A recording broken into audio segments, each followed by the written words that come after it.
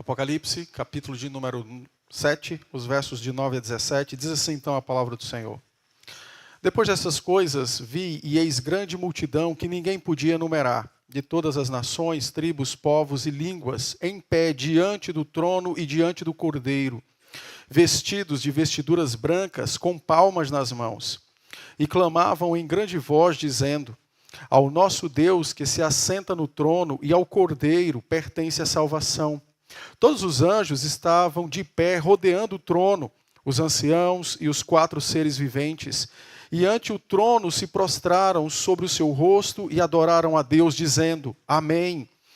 O louvor e a glória e a sabedoria e as ações de graças e a honra e o poder e a força sejam ao nosso Deus, pelos séculos dos séculos. Amém. Um dos anciãos tomou a palavra dizendo: estes que se vestem de vestiduras brancas, quem são e de onde vieram? Respondi-lhe: meu Senhor, tu o sabes. Ele então me disse: são estes os que vêm da grande tribulação, lavaram suas vestiduras e as alvejaram no sangue do Cordeiro, razão porque se acham diante do trono de Deus e o servem de dia e de noite no seu santuário. E aquele que se assenta no trono estenderá sobre eles o seu tabernáculo. Jamais terão fome, nunca mais terão sede, não cairá sobre eles o sol, nem ardor algum, pois o Cordeiro que se encontra no meio do trono os apacentará e os guiará para as fontes da água da vida, e Deus lhes enxugará dos olhos toda lágrima. Amém, pela palavra do Senhor. Meus irmãos, o que vocês esperam encontrar no céu? Certamente essa é uma boa pergunta para nos fazermos. Também poderíamos, a fim de investigar o nosso coração, também nos perguntar, realmente, quando desejamos o céu, por que nós o desejamos? Veja, se um cristão não tem a vida celeste como sendo o norteador da vida terrena, tem algum problema na sua fé. Porque toda a nossa fé fundamenta-se numa obra que já foi feita, que tem propósito de nos levar para a vida futura. Toda a nossa fé se baseia no nosso resgate dos nossos pecados e da própria morte, para sermos então introduzidos no reino eterno do nosso bom e glorioso Deus. Portanto, todo crente precisa ter uma perspectiva acerca da vida celeste, a fim de que a vida terrena seja perfeitamente norteada por essa vida por vir. Eu quero, antes de explorar o texto com os irmãos, fazer um pequeno apanhado, já que esse capítulo é um capítulo bem interessante e que precisa de uma introdução. O livro do Apocalipse, ele foi escrito provavelmente no ano 96 da era cristã. Ele se constitui, então, numa revelação acerca do que a igreja vive de Cristo depois da sua ressurreição, sendo entronizado, governando e dirigindo o seu povo. E tudo isso acontece entre a primeira e a segunda vinda do Senhor. Como os crentes vivem nesse mundo, como os descrentes vivem nesse mundo depois da entronização do Senhor Jesus Cristo. O livro do Apocalipse, então, trata sobre isso. A revelação do livro foi dada naquilo que nós chamamos, na hermenêutica, de cíclica. São 7 ciclos que contam a mesma história. Os irmãos devem lembrar que a Bíblia, como nós temos em nossa mão hoje, isso é um artifício moderno. A igreja daqueles dias não possuía a escritura como você tem nas suas mãos. Portanto, o livro deveria ser lido nas 7 igrejas e os crentes deveriam então memorizar o conteúdo do livro a fim de serem consolados, encorajados, pastoreados pelo Senhor, advertidos sobre as tentações de Satanás e, ao mesmo tempo, também encorajados a orar pela justiça divina, que se revela então dos céus, trazendo juízo sobre os homens maus, que é exatamente o conteúdo das trombetas, das taças e, em parte, dos selos. O texto que nós acabamos de ler, ele faz parte então do segundo ciclo. O primeiro ciclo constitui-se do capítulo 1 até o capítulo 3, e o segundo vai do 4 até o capítulo 8. E diga-se de passagem, o capítulo 7, apesar de termos lido apenas alguns versos, ele não se constitui num conteúdo do sexto selo. Aqui é o que nós chamamos de interlúdio, ou seja, um parêntese, aonde João interrompe o que estava falando, a fim de trazer um esclarecimento, a fim de trazer uma introdução para aquilo ao qual ele passará a falar, mas o seu propósito é instruir a igreja. O sexto selo, ainda que não lido por nós, se encontra no capítulo 6, os versos então de 12 até o verso 17, trata sobre o fim do mundo. Em Apocalipse o mundo destrói 6 vezes, é destruído em 6 vezes. Não em 6 como numa sequência, mas em 6 em termos de relato. O capítulo 7 então interrompe a sequência da narrativa acerca dos selos, a fim de encorajar os crentes, dizendo-lhes que quando os juízos forem proferidos, desferidos por Deus sobre a terra, esses juízos são sobre os ímpios. E como os crentes ficam em meio a toda essa chuva de juízos já exposta nos outros 6 selos? Então o capítulo 7 vem e diz assim: os crentes são intocáveis. Os juízos não tocam nos crentes porque eles foram selados pelo selo bendito. O Espírito Santo é o seu selo. O Espírito habita neles. Portanto, os juízos são contra os ímpios. É bem verdade que os crentes sofrem na terra pela perseguição dos ímpios, mas nunca como objeto direto da justiça e da ira de Deus vinda sobre os homens maus. O capítulo 7, então, é um capítulo que traz profundo consolo aos crentes, extremamente encorajador aos santos, porque me mostra que desde a ascensão de Cristo aos céus até a sua segunda vinda, os crentes serão selados um após outro em todo o decorrer da história. E em todo esse decorrer da história, enquanto o Evangelho sai salvando e selando pessoas, ao mesmo tempo o próprio Evangelho vai condenando os incrédulos e Deus então vai desferindo as suas setas de juízo sobre aqueles que não creem no seu Filho, sobre aqueles que perseguem a igreja. Esse capítulo 7 é um capítulo profundamente consolador, extremamente animador dos crentes. E por isso, então, que ao ler o capítulo 7, devemos, então, encontrar profunda alegria, gozo e paz, na certeza de que nós, aqueles que estão em Cristo, de fato, são selados, possuem, então, o selo de Deus, são guardados, são protegidos, não apenas do maligno, mas da própria justiça punitiva de Deus, que retribui o pecado e o mal dos homens com a ira divina. O texto que lemos, especificamente os versos de 9 a 17, ele se constitui, então, naquilo que é chamado da visão celeste. João mostra a igreja na terra nos versos 1 até o verso de número 8. E apesar de falar das tribos de Israel, entenda, aqui não é literalmente. Por que ele usa as tribos de Israel? Os irmãos devem lembrar que todo o livro do Apocalipse ele é fundamentado nos simbolismos do Antigo Testamento. Então, o que ele está mostrando é que, assim como Deus cuidou, preservou, possuía um povo, ainda que julgando pecados de nações ao redor e do próprio povo, assim também no Novo Testamento. Então, a ideia aqui das 12 tribos não é das tribos literais, mas é do Israel de Deus, porque nenhuma tribo possui mais hoje, de fato, completude. Não se pode encontrar alguém de uma tribo de Israel hoje, sanguinamente falando. Todas foram completamente destruídas, tanto lá em 586 a.C., como em 70 depois de Cristo, quando o povo judeu foi completamente arrasado pelos romanos, e então os judeus espalhados mundo afora, e então a raiz sanguínea, ela foi completamente misturada com outros povos.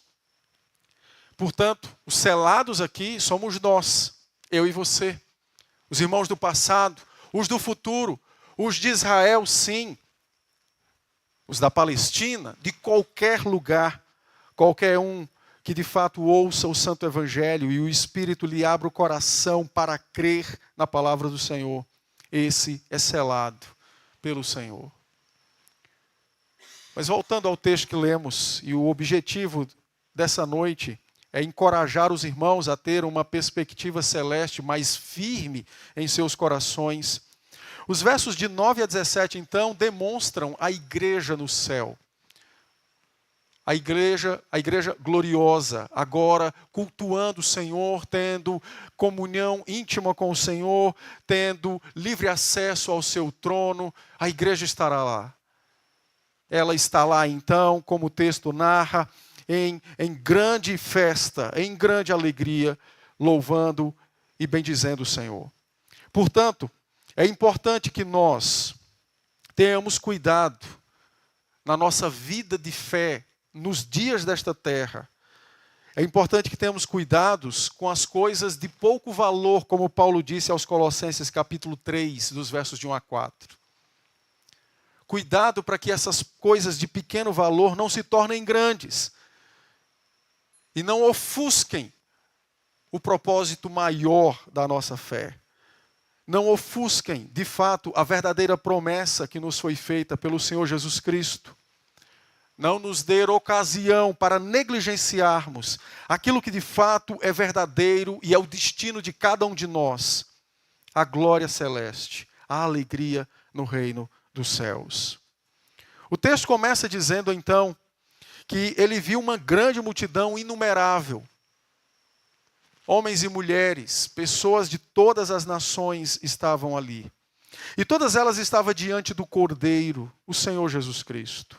Estavam vestidas de branco, todas elas trajadas apropriadamente para o culto. Elas clamavam em grande voz e tributavam então ao Cordeiro e ao que se assenta no trono, o Pai, a seguinte expressão: a eles pertencem a salvação. As glórias do céu, irmãos, têm sido o conforto e o encorajamento para os crentes em todas as épocas. A igreja, nos dias que o Apocalipse foi escrito, estava debaixo de severa perseguição. O próprio apóstolo João, já bem antigo, alguns especulam com seus 90 anos, outros um pouco menos, ele estava encarcerado numa ilha chamada Patmos. Era uma ilha onde os piores prisioneiros do império eram destinados a pagar suas penas ali. E tem sido então a glória do céu, as alegrias da vida por vir, aquilo que tem confortado e encorajado os crentes em todas as épocas. Não foi diferente com o apóstolo João, não foi diferente com os irmãos daqueles dias e não deve ser diferente conosco hoje. Um puritano do século XVII chamado Thomas Goldwyn afirmou dizendo o seguinte: não há nada mais poderoso para trazer homens a Cristo e não há nada mais encorajador para os piedosos que o fato de poderem caminhar com disposição e ânimo pelas aflições desta vida, de poderem atravessar o mundo mau com um coração erguido para o céu. Não há nada mais encorajador e consolador para um piedoso do que ter um coração erguido para o céu, ainda que ele ande, ainda que ele viva dias extremamente ruins, difíceis, maus, dias de grande perseguição. Qual é a sua perspectiva da vida por vir? Você tem pensado nisso? Muitas vezes nos ocupamos com muitas coisas que são boas, benéficas. Mas, de fato, qual é o tempo que nós temos parado para pensar e meditar sobre a glória no céu? Sobre a vida por vir? Sobre aquilo que esperamos encontrar no céu? E principalmente sobre aquilo que desejamos encontrar no céu? Notem, irmãos, e nós estamos num período eleitoral onde as pessoas se dividem. Elas se dividem por conta dos seus objetivos, bons ou ruins. E muitos acreditam que há algo que possa uni-las, unir todos, não é? Debaixo de uma única coisa, de uma única verdade. E então eles se dedicam de forma extremamente aguerrida, cada um para o seu lado, a fim de conquistar e de convencer os outros. Mas o que a Escritura nos diz é que só tem uma pessoa que pode reunir todos os homens, não importando suas nações, suas línguas, suas culturas. Só tem uma pessoa que pode reunir todos os homens, e esse é o Senhor Jesus Cristo. O verso 9, quando nos diz que nações, tribos, povos e línguas estavam diante do Cordeiro, o verso nos mostra que, enfim, todos estarão unidos. Não debaixo de uma bandeira ideológica, mas sim debaixo de um único Salvador, de um Cordeiro poderoso. Estarão sim, todos, agora sem diferença nenhuma. Estarão todos reunidos com um único propósito. E qual é esse propósito? Atribuir louvores ao Senhor Deus pelos séculos dos séculos. Amém. Pelos séculos dos séculos. Amém.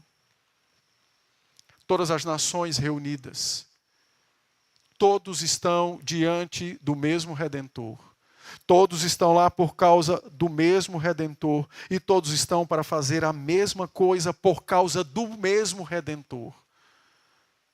Somente Cristo pode, de fato, reunir aquilo que foi separado pelo pecado. Somente Cristo pode fazer isso. Talvez seja por esta razão que há poucos dias atrás, como vimos na abertura das Olimpíadas, toda aquela situação horrenda, a fim de satirizar, a fim de demonstrar, entre aspas, para eles, de uma forma humorística, né, ou bem-humorada, a oposição que há nos seus corações contra Cristo. Muitos fizeram diversos comentários.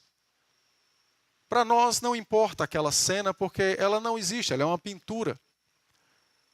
O que para nós deve se importar é o porquê fizeram aquilo. E só há uma resposta. É porque só há um homem na face da terra que pode mudar pessoas, transformar pessoas, salvar pessoas. Só há um homem na face da terra que pode, de fato, dirimir, ou seja, eliminar, acabar com todas as diferenças. Só há um homem em todo o universo que é capaz de fazer isso. E ele é Cristo. Aquela demonstração horrível de oposição não foi contra mim ou contra vocês. Não foi uma forma de ridicularizar a Igreja Católica, que é a dona lá da imagem. Não. Na verdade, é como diz Apocalipse. É o grito dos incrédulos em rebelião contra o Rei da Glória, o Salvador bendito. Todas as nações estão diante do Senhor, todas, com um único propósito: bendizê-lo e louvá-lo. Essa é uma das primeiras alegrias do céu. Tudo aquilo que o pecado separou será completamente desfeito. Tudo aquilo que o pecado deformou será completamente refeito. Todo tipo de inimizade e diferença será completamente eliminado. Todos estarão lá. Os que creem, os que amam o Senhor, para bendizê-lo, para adorá-lo e para louvá-lo. Mas notem, irmãos, que esses que estão lá para adorar o Senhor, eles não estão lá de qualquer forma. O texto nos diz então, ainda no verso 9, na parte final do verso, diz que eles estavam vestidos de vestiduras brancas. O Cordeiro tomou as nossas vestes imundas, feias, manchadas pelo nosso pecado. E Ele mesmo as alvejou, as purificou e as tornou limpas mediante o seu sangue. A expressão vestiduras brancas ali, elas significam exatamente que o problema do nosso mal foi completamente resolvido. O problema do seu pecado, daquilo que foi orado na oração de contrição, foi completamente resolvido. O nosso mal foi completamente resolvido. Eles estão lá com vestes santas, demonstrando a santidade a qual possuem.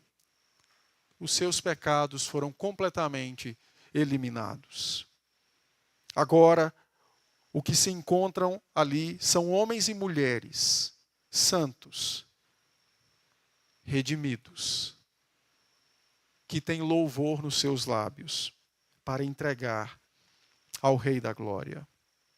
A culpa, o pecado, os sofrimentos que o pecado nos traz foram completamente eliminados pelo Senhor Jesus Cristo. Talvez a expressão as vestiduras brancas nos recorde, por exemplo, aquilo que o profeta Isaías, no capítulo 1, no verso 18, já profetizou 700 anos antes do nascimento do Senhor, quando ele disse que, de fato, ele, o Senhor Jesus Cristo, nos tornaria limpos, alvos como a neve. E se o nosso pecado fosse vermelho como o carmesim, nós seríamos apartados daquilo e seríamos então declarados justos e estaríamos brancos como a neve. Isso é extremamente maravilhoso, porque quem de nós aqui, acusado, seja pela própria consciência ou por Satanás, por algum pecado que cometemos, não sentimos de fato aquela dúvida: será mesmo que o Senhor me aceitará? É possível que eu entre no céu ainda que cometa isso ou aquilo, ou pense ou deseje isso ou aquilo? É possível que de fato, sendo eu um pecador, que tem repetidamente feito tais coisas, é possível que eu adentre o reino por vir? A glória é eterna? É possível? A Escritura então diz sim. Porque a nossa salvação não depende da nossa santidade, mas tão somente da pessoa bendita do Senhor Jesus Cristo e da sua obra realizada na cruz do Calvário.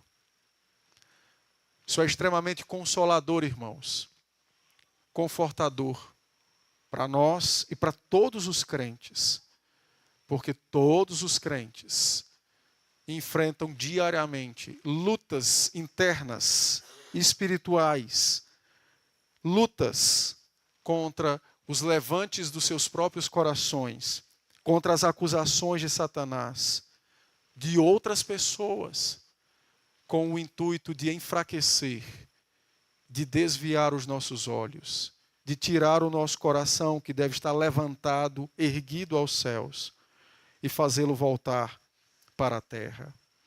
Mas note, há algo muito interessante ainda dito no texto, quando há uma referência sobre as vestiduras brancas, e depois, a partir do verso de número 13, quando um dos anciãos pergunta: quem são estes? E então a resposta é: esses são aqueles que vêm da grande tribulação. Eles lavaram as suas vestes e as alvejaram no sangue do Cordeiro. Por muito tempo,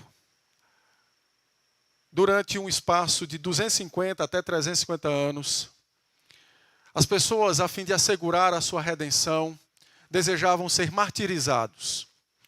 Isso se dá por conta de muito, ter sido estimulado, valorizado os mártires no início da história da igreja. Muitas pessoas então buscavam ser mortas pela espada romana, para de algum modo assegurar-se então de que estariam no reino por vir.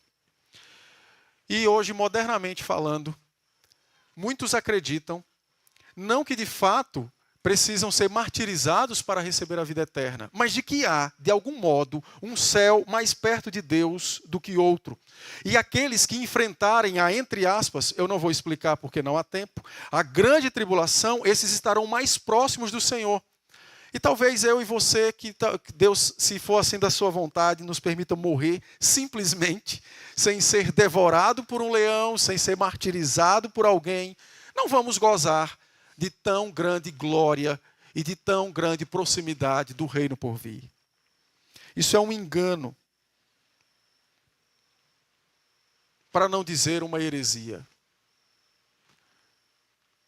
Notem que o texto deixa claro que as suas vestes, elas foram alvejadas, não pelo martírio, não pela morte dolorosa ou cruenta.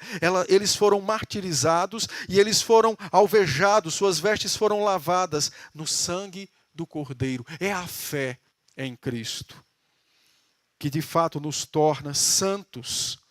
É a fé em Cristo que de fato faz com que nós nos apoderemos da obra realizada por Cristo em nosso favor. É a fé em Cristo, não o que nós fazemos, não o tipo de morte que podemos sofrer, mas é a fé em Cristo, somente Cristo, pelo seu sangue, que perdoa pecados, que transforma e santifica pecadores. Portanto, não tente levar você, o seu pecado, talvez aplicando ao seu coração uma doutrina de penitência. Ainda que nós não sejamos católicos, mas muitos amam de algum modo o sacrifício para se apresentarem diante de Deus e para dizerem a Ele: eu mereço alguma coisa. Eu mereço alguma bondade tua, eu mereço algum favor. É verdade que eu pequei, mas eu estou me sacrificando, eu estou, de algum modo, me punindo.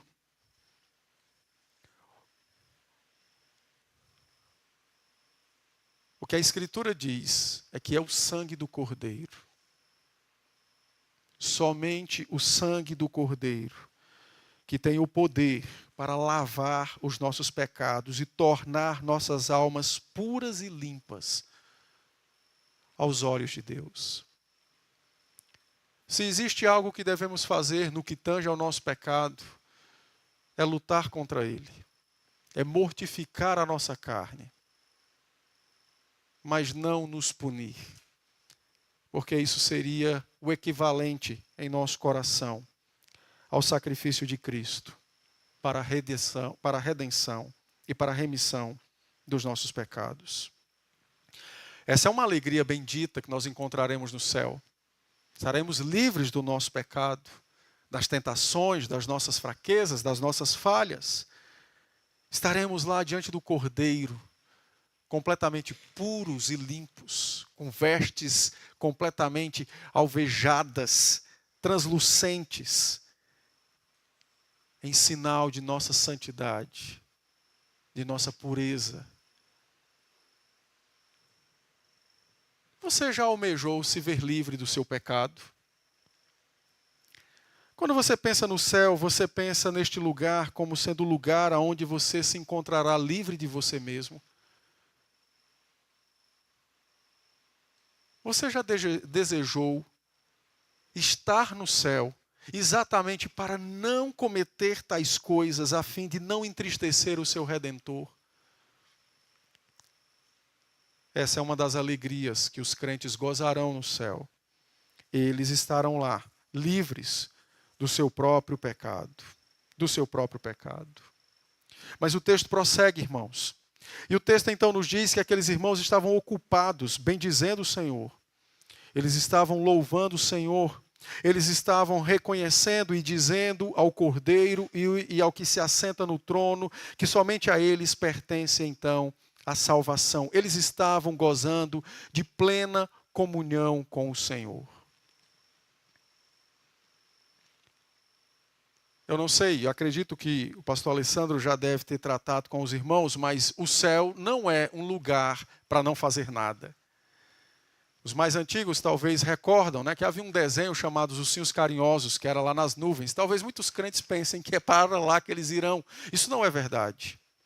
O céu é um lugar de intenso trabalho, de grande atividade. Os crentes estarão, de fato, gozando da santa presença do Senhor, estarão em plena comunhão com o Senhor, e eles estarão servindo ao Senhor continuamente. E entenda, nós não estaremos cultuando ao Senhor com um culto que não terá fim. Não, mas toda a nossa vida, de algum modo, será apresentada ao Senhor como um culto perfeito, que de fato o honra. É interessante observar, por exemplo, que o Salmo 134, no verso de número 1, já demonstra profeticamente esse anseio e esse desejo dos crentes e aquilo que de fato os crentes viverão quando estiverem na glória. Então o Salmo 134, verso 1 diz: bendizei ao Senhor, vós todos servos do Senhor, que assistis na casa do Senhor nas horas da noite. Nas horas da noite. uma expressão usada para dedicação de todo um tempo em contínuo serviço ao Senhor, já que o serviço do templo era feito durante o dia, manhã e tarde. O céu é um lugar que nós poderemos adorar o Senhor sem nenhum tipo de obstrução. Estaremos de fato lá para bendizer o Senhor, para adorar o Senhor, livres de tudo e qualquer coisa que possa nos atrapalhar. Certamente eu e vocês já fomos visitados, por exemplo, nas nossas orações, com desejos, com pensamentos, com vontades que se levantam dentro de nós, que são contrárias àquilo que estávamos fazendo. Ora, por que isso acontece? Porque é uma tentação que visa impedir o meu momento de comunhão com o Senhor. No céu nós estaremos livres de todas estas coisas.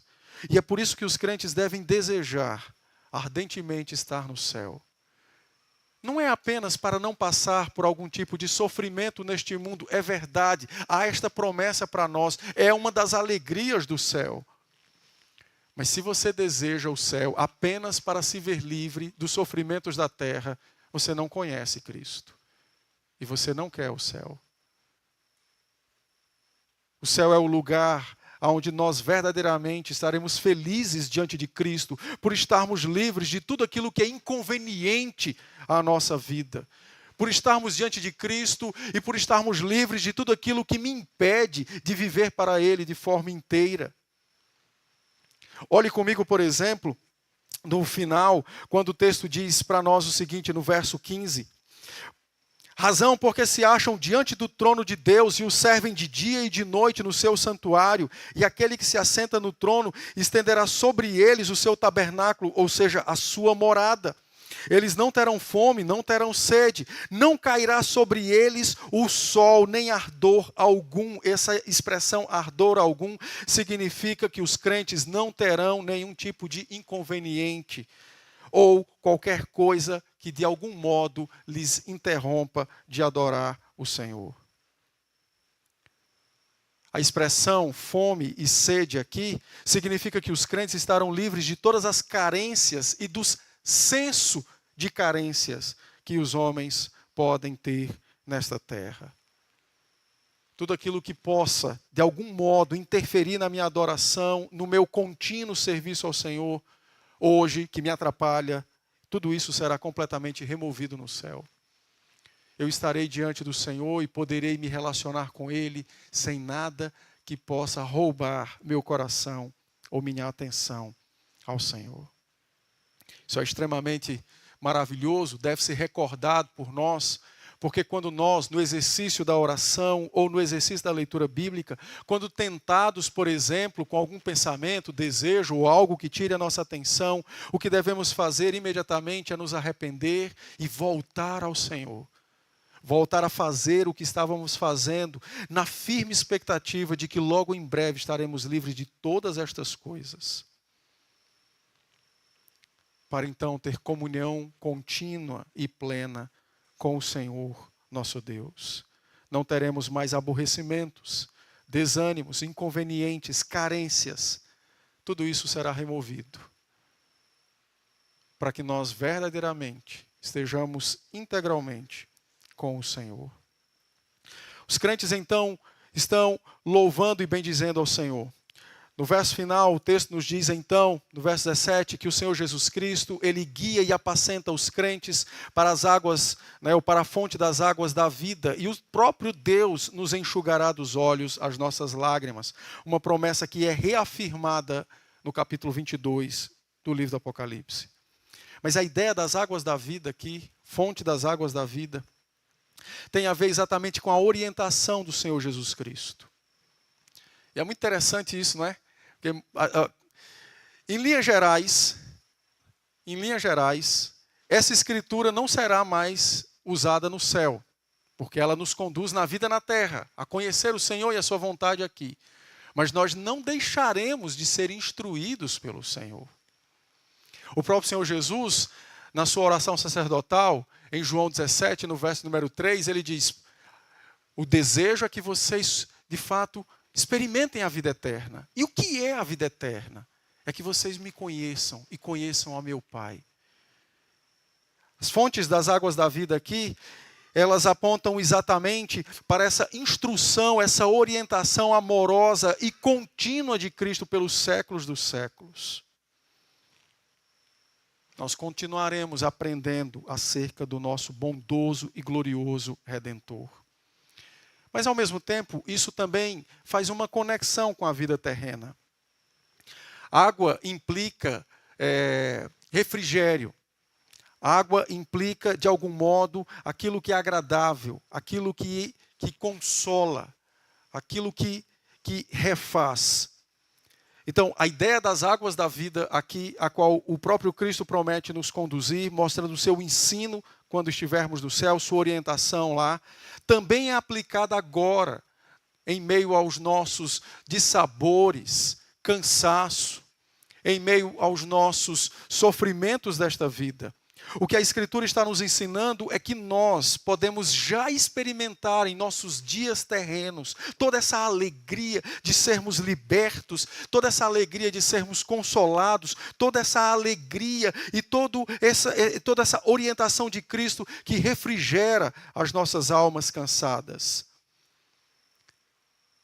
E tudo isso é um sinal que nos é dado, como se fosse uma prova daquilo que de fato nós experimentaremos no mundo por vir, na vida por vir. Qual é a sua perspectiva acerca da vida celeste? O que você espera encontrar no céu? O que você deseja receber no céu? Deixe-me olhar aqui o meu tempo. Eu quero concluir falando sobre a última e a maior de todas as alegrias. O Senhor Jesus Cristo. Eu não sei se vocês perceberam, mas esse capítulo ele repete por várias vezes a expressão o Cordeiro. O Cordeiro. A principal de todas as dádivas, a maior de todas as bênçãos, muito maior do que qualquer refrigério, muito maior do que qualquer declaração de pureza ou de santificação, muito maior do que qualquer libertação dos infortúnios, inconvenientes e carências deste mundo, muito maior do que qualquer coisa é o Senhor Jesus Cristo. No céu, os crentes desfrutarão da pessoa de Cristo. O texto tem como seu foco exatamente demonstrar a glória do Cordeiro e como o Cordeiro relaciona-se com as suas ovelhas e como elas se alegram em tê-lo como o seu Cordeiro, o seu pastor. Certa feita, o próprio apóstolo João, antes da sua prisão em Pátimos, escrevendo possivelmente à igreja dos Efésios, que é a sua primeira carta, no capítulo 3, verso 2, João disse o seguinte: no céu nós teremos aquilo que é chamado na teologia de visão beatífica, ou seja, a visão bendita. João disse, no céu nós o veremos como ele é. Nós o veremos como ele é. Como ele é. No céu, nós o veremos como ele é.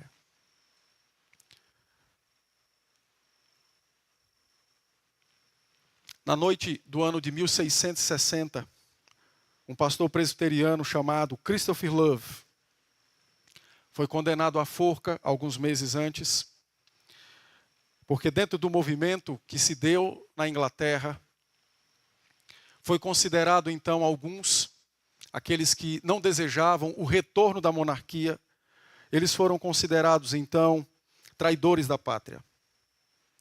Christopher Love estava entre eles. E na sua última noite, quando se despedia da sua esposa, então suas palavras foram exatamente as seguintes: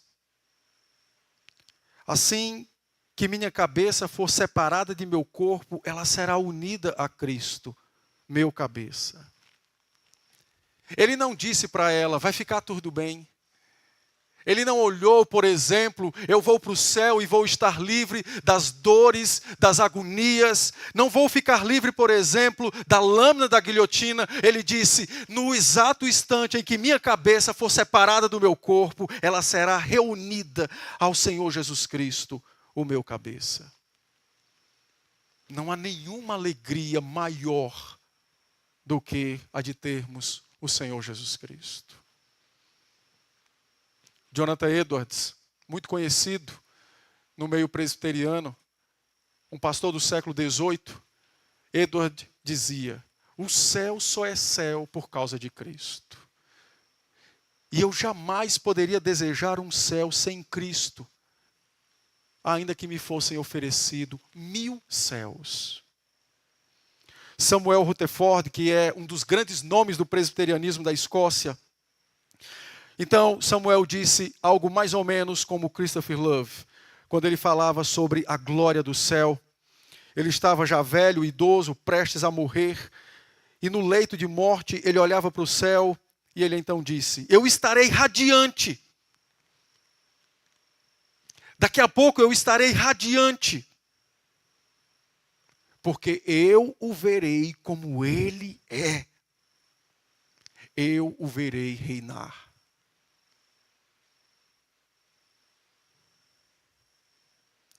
Os meus olhos, estes próprios olhos, não outros, verão o meu Redentor. Não há maior glória e alegria no céu do que Cristo, do que ter Cristo. O que você deseja do céu? Quem você deseja encontrar no céu?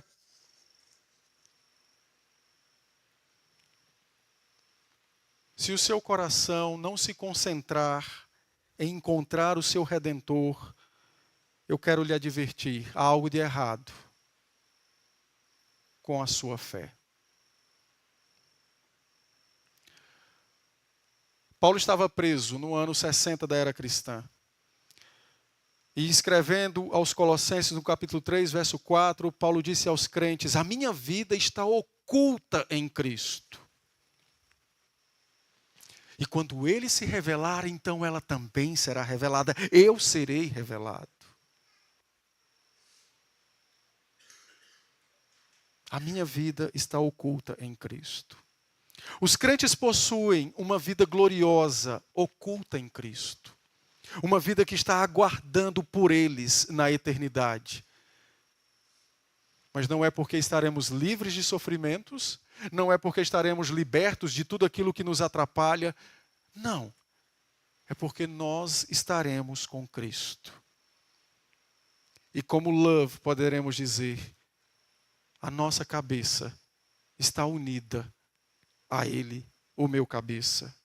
Os meus olhos, como Rutherford disse, o verão reinar, o verão como Ele é. Como Ele é. Diante de tudo isso, irmãos, a fim, já concluindo, de aplicar às nossas vidas aquilo que ouvimos, é importante vocês agora pensarem sobre qual é o tipo de convicção que eu tenho acerca do céu. É importante vocês examinarem e pensarem o que de fato é o céu para mim. O que é o céu? O que é o céu para mim? O que é o céu para mim? 2 irmãos nossos do passado, pensando sobre esta verdade, nos encorajam, dizendo, o primeiro deles, Thomas Broken, que também era um puritano do século XVII, então ele disse, o cristão precisa ter mais consciência de que seu dever não é somente crer em Jesus Cristo, mas de que o seu dever é obter consolo, sabendo que crer em Jesus Cristo.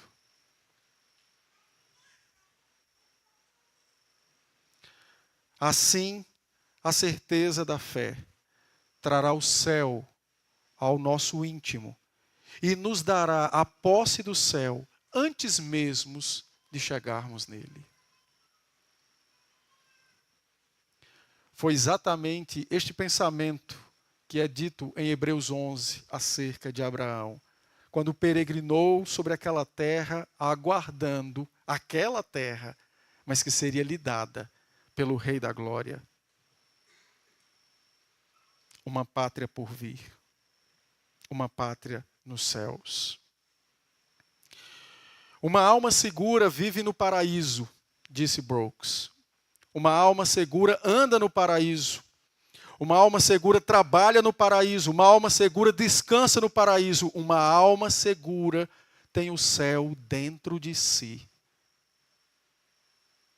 Ela deseja Cristo. Ela deseja Cristo. O caminho desta terra aos céus passa por muitas tribulações.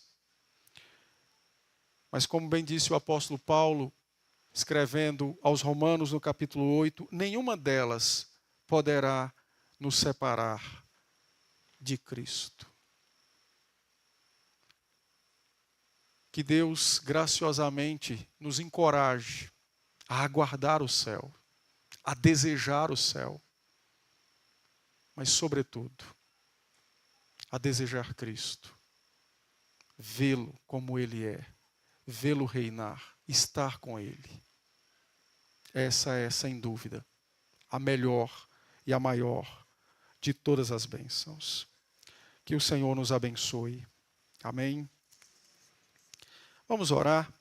Logo em seguida, estaremos então nos preparando para a ministração do sacramento. Ah, Senhor, como é maravilhoso, ao mesmo tempo extremamente empolgante ouvirmos sobre as alegrias do céu. E como essa verdade, ela mexe conosco. Como essa verdade nos incomoda, porque muitas vezes queremos construir o nosso céu. Como essa verdade mexe conosco, Senhor. Porque muitas vezes consideramos o nosso refúgio, o nosso conforto, a ausência de sofrimentos para nós, mas não consideramos e não desejamos o Senhor Jesus Cristo, o Rei da Glória. Ah, Senhor, tem misericórdia então de nós quando formos de alguma forma surpreendidos em tentação de querermos transformar a Tua casa em nossa casa, o Teu céu em nosso céu. Mas que o Teu Espírito gloriosamente nos advirta de tal coisa e nos recorde aquilo que vimos nessa noite, para a nossa edificação, para nosso próprio conforto e para a Tua própria glória. E que a nossa resposta seja exatamente como disse os nossos irmãos do passado. O que eu anseio é ver Cristo. O que eu desejo é ver Cristo. O que eu quero é ter Cristo. Seja conosco então, Senhor, e nos abençoe, fazendo com que estas palavras profundamente moldem a nossa vida e a nossa perspectiva de vida, porque o nosso desejo é ter Cristo pelos séculos dos séculos. Amém.